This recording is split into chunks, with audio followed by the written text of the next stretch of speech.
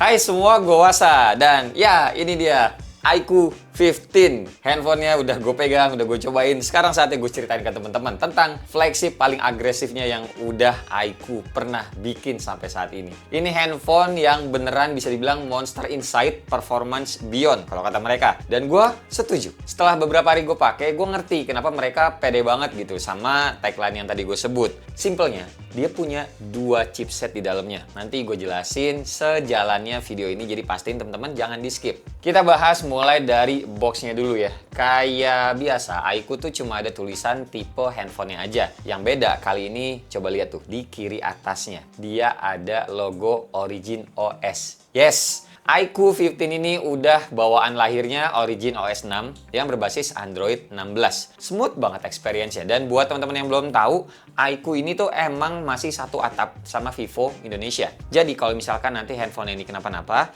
bisa dibawa ke service center Vivo yang terkenal pelayanannya itu bagus dan gak ribet, banyak syarat-syarat. Dari dalam boxnya, experience-nya udah cukup lengkap banget. Kita beli udah bisa langsung pakai. Soalnya kita dikasih charger 100 watt flash charge bawaan. Ada kabel USB C to C, bukan lagi A to C. Terus ada dapat softcase juga warna hitam kayak gini, standar lah. Dan tentu aja handphonenya sendiri, serta ini udah ada anti gores bawaan. Nah, tapi kalau ngomongin desainnya, iQOO tuh masih pakai ciri khasnya mereka. Terlihat identik memang seperti seri sebelumnya. Satu sisi emang kayak ngasih kesan desainnya tuh udah mateng ya. Dengan ya udahlah ciri khasnya iQOO tuh begini memang selama ini. Tapi mungkin dari sisi pengguna akan terasa boring. Cuma ya gimana, balik lagi ke teman-teman sih. Kalau gue sih slow aja ya. Mau kayak gimana, namanya juga desain bukan kita yang nentuin. Tinggal terima atau nggak terima, beli ya syukur, enggak juga ya udah gitu loh. Kita juga dikasih dua pilihan warna, Alpha sama Legend. Nah, yang Legend itu vibes-nya tuh lebih clean dan sporty. Putih bersih dengan aksen strip yang tipis serta minimalis. Sementara kalau yang Alpha ini lebih ke stealth dan gelap gitu sih buat teman-teman yang seneng sama handphone yang warnanya hitam atau gelap, ya kayak lagi gue pegang ini, yang Alpha. Ngomongin frame-nya, ini tuh kayak flat L gitu, rata, dan ada monster halo-nya juga yang bisa nyala pas gaming. Mirip aksen RGB tapi lebih elegan di bagian frame kameranya sini. Cuma satu hal, ini handphone beratnya agak lumayan, bisa gue bilang ya, sekitar 215 gram. Jadi buat teman-teman yang mungkin tangannya kecil atau terbiasa handphone yang lebih enteng, ini tuh berasanya tuh padat aja gitu loh. Dan hal ini juga dipengaruhi sama besaran baterainya. Kita dapatnya tuh 7000 mAh. Pas pertama nyalain, memori yang kemakan agak lumayan banyak, yakni sekitar hampir 35 GB. Karena sistemnya sendiri tuh udah ngabisin hampir 24 GB. Terus mampir ke Play Store, ini tuh cuma ada 29 aplikasi yang minta diupdate. Ini termasuk sedikit kalau menurut gua. Dan kalau teman-teman mau lebih sedikit lagi, aplikasinya yang mau diupdate, tinggal dihapus-hapusin aja dulu aplikasi syarat-syarat TKDN-nya yang sekiranya ini nggak dipakai sama teman-teman selama ini. Oh ya, pas gue terima unitnya juga, ini tuh ada 2 kali dia minta update si Origin OS-nya ya. Jadi kalau teman-teman beli juga nanti, jangan lupa dicek juga ke bagian sistem update-nya di bagian setting. Nah, karena handphone ini utamanya jualan paling atasnya adalah soal performa, kita bahas performanya dulu. Dan soalnya iQOO juga lagi-lagi bisa dibilang berhasil ya mengukuhkan brand sebagai handphone pertama yang menggunakan chipset paling terbaru dan terbuas saat ini dari Snapdragon untuk kebutuhan smartphone, yakni Snapdragon 8 Elite Gen 5 atau Gen 5. Chipset paling barunya Qualcomm, dan sekali lagi ini yang pertama di Indonesia. Bukan Poco yang kemarin tuh cuma launching aja di Bali, ya numpang launchingnya secara global di Indonesia, tepatnya di Bali, tapi kita tuh belum bisa beli. Tapi kalau iQOO 15 ini nantinya udah bisa langsung dibeli sama pengguna dan dicobain juga. Nah, chipset yang satu lagi ini adalah Q3 atau Q3 Super Computing Chip yang tugasnya tuh ngurus kayak ray tracing, super resolution, dan stabilin frame rate waktu kita lagi main game. Upgrade-nya bukan kaleng-kaleng kalau dibandingin sama versi sebelumnya. Dari data yang gue dikasih, ini tuh CPU-nya performanya naik 20%, terus GPU-nya naik 23%, tapi efisiensi GPU-nya juga naik 20%. terus TDP jadinya lebih stabil. Selain itu kita juga dikasih RAM-nya udah LPDDR5X Ultra. Storage-nya dapat yang UFS 4.1. Udah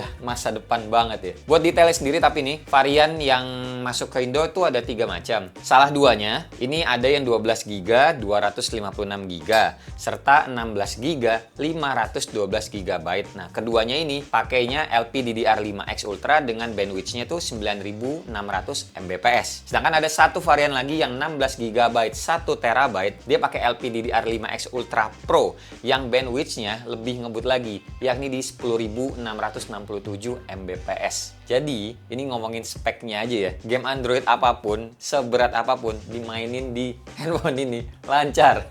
Bingung gue juga mau bilangnya bahasanya mau kayak gimana lagi ya. Soalnya ngetes skor benchmarknya aja nih, hasil poin skornya gila. Antutu versi 11, skornya gue tes nyampe 3,8 jutaan. Mamam gak lo? Skor segini tuh buat main game apa coba di Android? Geekbench 6, single core-nya aja 3.500-an. Multicore-nya nyampe ceban lebih bahkan. PC Mark 16.800-an poin. Oke, nggak selesai sampai situ, 3D Mark juga gue ngelakuin banyak tesnya. Steel Nomad Lite 2.670.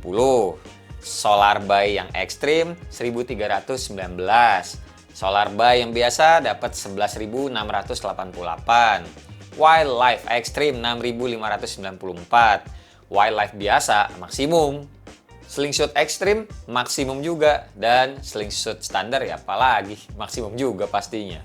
Alhasil pas gue ngetes main game aja nih asli nggak ada lag-lag sama sekali. Tapi ya kayak biasa gue maininnya game-game yang biasa gue main sehari-hari ya. Wuthering Wave aman lancar, pas brutalan musuh banyak dan keluar jurusnya juga aman. Kebayang lah ya, ini handphone masih bisa ditantangin lebih kuat lagi gitu loh kalau grafiknya. Terus main PUBG, mentok kanan, sabi banget grafiknya, smooth gitu loh. Terus gironya juga pastinya lancar. Mobile Legend, ya nggak usah ditanya lah, asik lancar jaya. Bisa bypass charging juga lagi kalau teman-teman mau push rank bareng sama teman-teman tongkrongan. Pokoknya nih handphone bisa 144Hz full di banyak game berkat Q3 chipnya juga. Dan juga haptic vibrate-nya ini tuh enak ya, udah dibikin 4D sama pengalaman ngerasain geter-geternya tuh mewah, padat gitu loh, rasanya nggak sember. Terus pokoknya tambahan aja nih teman-teman bisa baca sendiri dengan iQOO 15 ini beberapa game-game Android tuh bakal support yang seperti ini guys. Pokoknya pengalaman main gamenya ini enak banget ya. Termasuk HyperSense Audio buat sound gaming yang kerasanya tuh lebih detail. Kayak yang tadi gue bilang main PUBG,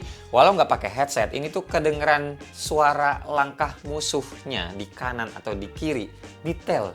Kayak bassnya tuh kayak otomatis dikurangin, tapi treble-nya dinaikin kayak gitu-gitu. Berasa kok di speakernya ini yang emang stereo. Nah, tapi balik lagi nih kalau soal suhu, jujur masih agak cepet hangat menuju panasnya. Paling berasa yang di dekat kamera di sebelah tangan kiri kita gini. Dan gua sih bisa bilang kayak gini-gini biasanya wajar ya. Soalnya kan emang chipsetnya kencang banget satu. Terus anget-anget kuku juga ini biasanya ngatasinnya dengan pakai casing aja gua. Soalnya dia juga punya pendingin yang disebut sama iQOO adalah 8K atau 8K cooling system plus graphene 200 juta partikel plus grafik double layer yang naik efisiensinya sampai 47%. Jadinya suhu tuh tetap stabil meski dipakai main berat.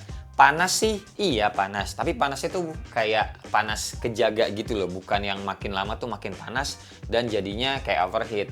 Ya pokoknya balik lagi, ini handphone kan emang jualan utamanya performa. Jadi soal hardware yang jadinya urusan grafik pasti aman semuanya dan ya diurusin lah pastinya. Jadi ya teman-teman tinggal nunggu aja update-update softwarenya lagi. Biar suhunya tuh lebih bisa kejaga. Balik lagi, maklum, namanya juga chipset yang masih baru. Mereka tuh masih ngumpul-ngumpulin data dari banyak user yang dipakai kesehariannya nanti. Sekarang kita ngomongin displaynya atau bagian layarnya. Karena kalau main game apapun di handphone ini ya wajib pakai layar yang enak dan juga aman buat mata kita karena handphone ini dipakai lama. Bener kan? iQOO 15 ini pakai panel Samsung M14 LED OLED ukuran 6,85 inch dengan resolusinya 3168 x 1440 atau bisa dibilang 2K lah. Refresh rate-nya 144 Hz adaptif kayak yang tadi gue bilang. Dan yang bikin spesial ini adalah handphone pertama di dunia yang pakai materialnya tuh OLED, OLED generasi terbaru. Jadi bukan cuma dibeli dari Samsung ya, tapi iQOO tuh ngerjain barengan sama Samsung, sama-sama ngembangin teknologi layarnya. Jadi racikannya emang lebih eksklusif. Terus apa sih bang maksudnya M14, LED OLED, terus juga polarizer free? Nah ini tuh biasanya kalau panel OLED itu pakai yang namanya polarizer. Tapi di iQOO 15 ini bagian itu dihilangin. Efeknya cahaya dari layar tuh lebih natural, brightness-nya tinggi, konsumsi dayanya juga rendah, dan secara visual ini lebih nyaman buat mata kita ngelihatnya. Jadi kalau teman-teman biasa ngelihat ada pelangi-pelangi di layar, ini tuh nggak kelihatan walau kitanya pakai kacamata Ray-Ban polarizer gitu-gitulah. Lanjut lagi soal always on display yang suka ditanyain sama teman-teman. Nah, di iQOO 15 ini ada dua model. Bisa parsial yang nunjukin angka jam simple aja atau full screen juga bisa. Mau dikasih gambar-gambar lain juga ada pilihannya. Banyak settingannya pokoknya di Origin OS ini. Bener-bener kayak saingannya One UI Samsung sih ini kenanya tuh. Bisa juga AOD-nya nyala terus, bisa juga enggak. Lihat aja settingannya. Bisa dijadwalin juga dengan banyak pilihan biar ya tujuannya baterainya itu lebih awet. Lock screen model flip card juga bisa kayak di Vivo X300 series. Ya pokoknya thanks aja lah untuk Origin OS lah ya. Semua ini tuh merupakan salah satu dari sekian banyak fiturnya. Sekarang lanjut bahas baterainya. Nah di bagian baterai ini pasti ikut dipikirin juga sama iQOO. Namanya juga handphone performa. Kapasitas baterainya 7000 mAh Bluefold. Gue ngetes screen time ini sumpah gokil banget. Nyampe 25 jam lebih guys. Dan ini sebenarnya tuh masih sisa 20% lagi baterainya. Kayaknya kalau diterusin 26 jam juga nyampe ini mah. Terus ngecharge dari 6% sampai 100% cuma makan waktu 53 menit aja. Sejam aja nggak nyampe guys, dengan charger bawaan tapi ya yang 100 watt itu. Ini impresif kenanya. Terus di bagian lock screen-nya juga kita bisa nentuin sendiri chargingnya mau high speed atau yang biasa aja. Jadi nggak perlu ke bagian setting-setting lagi. Kenanya tuh kayak seamless aja, praktis gitu loh ini handphone. Mau temen-temen tinggal ngecasnya atau ditungguin ngecasnya. Jadi kalau maksudnya tuh kalau ditungguin ya high aja karena bisa dijaga. Giliran udah penuh nanti bisa dicabut atau udah 90% gede ya teman-teman bisa cabut. Tapi kalau mau ditinggal tidur ya high speednya itu mendingan dimatiin aja biar handphonenya nggak cepet panas. Oh iya tambahan, iQOO 15 ini juga bisa wireless charging sampai 40 watt. Oke, itu semua kelebihan chargeran yang tadi udah gue sebutin ya. Kekurangannya menurut gue masih sama. Jangan sampai ketinggalan atau hilang aja nih chargerannya. Selain ya sebenarnya tuh bisa pakai chargeran lain yang support Qualcomm juga. Cuma ya pastinya nggak akan semaksimal 100 watt bawaannya. Kalaupun hilang beli sendiri kayaknya harganya lumayan deh kalau charger 100 watt tuh. Ya pokoknya dijaga aja lah. Oke, sebelum bahas ke kameranya, ini tuh fitur lain yang sekiranya bisa kepake di keseharian ada juga. Yakni iQOO 15 ini dia punya eSIM. Terus punya rating IP68 dan juga IP69. NFC multifungsi itu bisa jadi kita kayak ngopi kartu akses, macam kunci rumah ataupun kunci gerbang ataupun yang lainnya. Kalau kunci mobil listrik yang mobil listrik teman-teman tuh udah bisa pakai NFC, sayangnya gue udah cobain dan nggak bisa sih. Kalau yang kayak gitu itu kayaknya lebih rumit lagi sistem security-nya. Terus update-nya dia juga 5 kali Android update dan juga 7 tahun security patch. Oke, sekarang bahas ke kameranya. Walaupun handphone gaming, tapi kameranya tetap bisa gue bilang hasilnya cakep. Lensa belakangnya ini iQOO 15 semuanya, tiga-tiganya ini 50 megapiksel. 50 megapiksel lensa utama, sensornya tuh Sony IMX921 dan ada OIS-nya. Ditemenin sama 50 megapiksel lensa ultrawide dan 50 megapiksel lagi periskop telefoto dengan sensornya Sony IMX882, ada OIS-nya juga. Dengan skillnya tuh 3 kali optical, 6 kali lossless zoom, dan digital zoom sampai 100 kali. Selfie-nya sendiri 32 megapiksel, nggak ada autofocusnya. Menurut gua nggak apa-apa. Ingat ini handphone performa. Cuma anehnya, fitur foto RAW sama super RAW ada loh di handphone ini di iQOO 15. Gokil. AI visual di mode portrait juga ada 4 season. Mirip kayak di Vivo V60. Nah, buat perekaman video, skillnya lensa utama bisa sampai 8K 30 fps. Lensa ultrawide mentok sampai 4K 60 fps aja. Cakep, jadinya antara lensa ultrawide sama lensa utama nggak ada jomplang skill resolusinya. Pun begitu lensa depannya juga bisa sampai 4K 60 fps. Buat video bokeh atau potret video cuma bisa di 1080p 30 fps aja. Terus gua nggak nemu opsi video lock di sini, sama mode dual video juga gua nggak nemu. Nggak tahu nanti kedepannya bakalan ada update-nya atau memang tidak ada. Soalnya ya ini kan balik lagi bukan handphone yang kamera banget. 1080p 60 fps bisa 1, 2, 3 dan kemudian 10. Oke, ini dalam ruangan ya. Balik lagi ke satunya cepet. Ultrawide sama lensa 1 ada perbedaan itu warna. Yang ultrawide kelihatan lebih warm, yang satu kelihatan lebih cool. Terus pindah lensa depan. Oh, juga bisa tanpa harus nge-stop dulu. Oke. Lensa depannya bisa zoom nggak nih? Oh, bisa.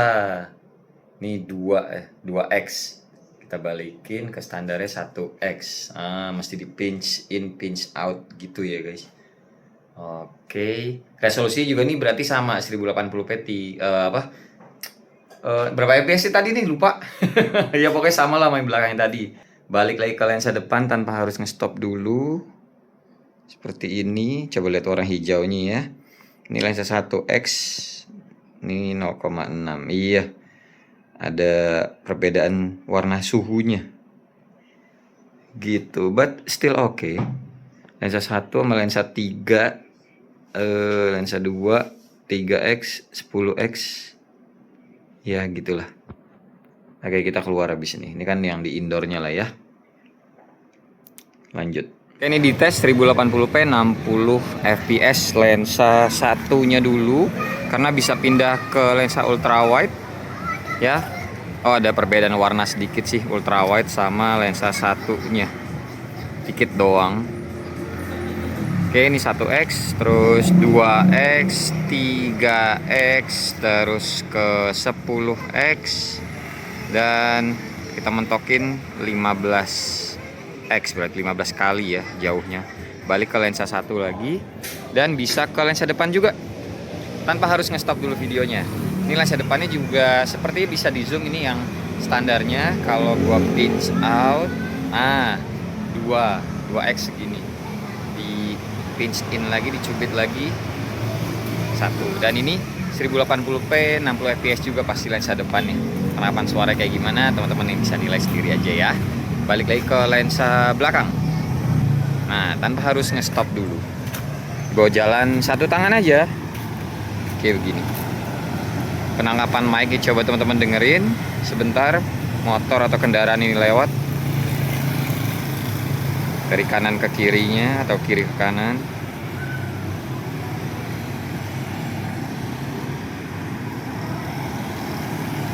Oke, cukup lah ya. Ya, kayak gini 1080p 60 fps. Kita cobain resolusi yang lain nanti.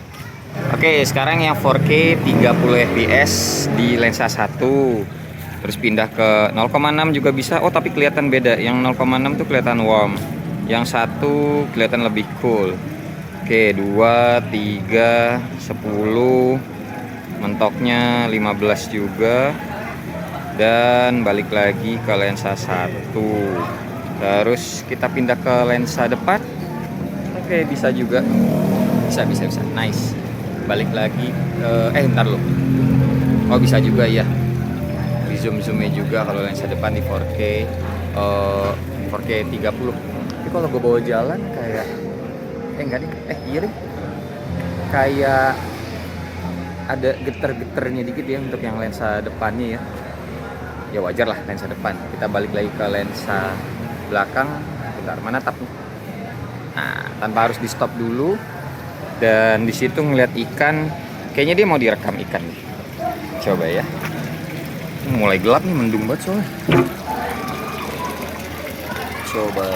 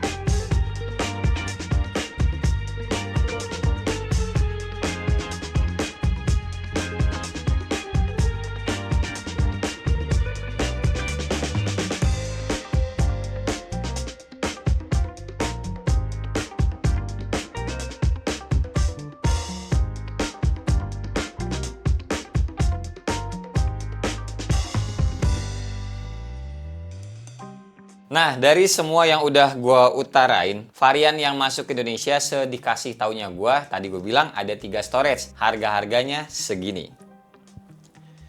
Terus ya kayak biasa ya, harga SRP hanyalah harga SRP. Kenyataannya bisa lebih murah lagi. Cek aja promo-promonya tuh ada apa aja di deskripsi, gua kasih keterangan tambahan juga beserta linknya yang teman-teman bisa langsung luncur. Jadi biar nggak nyari-nyari lagi lah, pokoknya simple tinggal klik aja. Oke? Dan sekarang jadinya teman-teman nih, iQOO 15 menurut gua, nih kesimpulan dari gua, intinya tuh simple banget. Ini adalah handphone yang cocok buat teman-teman yang nyari performa atau performance centric, paling kencang di Android sekarang. Ini handphone adalah jawabannya. Dual chipsetnya berasa nyata, layarnya cakep, baterainya juga badak, serta kameranya kita nggak dikasih yang ecek-ecek untuk sebuah handphone gaming. Memang ada minus, berat, suhunya masih gampang anget, dan charger 100 wattnya juga jangan sampai hilang. Tapi overall, value yang dikasih ini tuh lebih gede justru. So, jadinya buat teman-teman yang pengen handphone kenceng, nggak usah kompromi, bentuknya juga nggak aneh-aneh, nggak RGB banget, bentuknya juga nggak asimetris, pokoknya masih bentukannya seperti handphone, iQOO 15 ini udah lebih dari cukup menurut gue untuk ngeladenin semuanya. Gimana? Ada pertanyaan tambahan atau ada yang mau didiskusikan bareng? Tulis aja di kolom komentar biar kita bisa ngobrol bareng. Dan terima kasih buat teman-teman yang udah nonton dari awal sampai akhir. Sampai ketemu di video selanjutnya. Bye-bye. Cheers.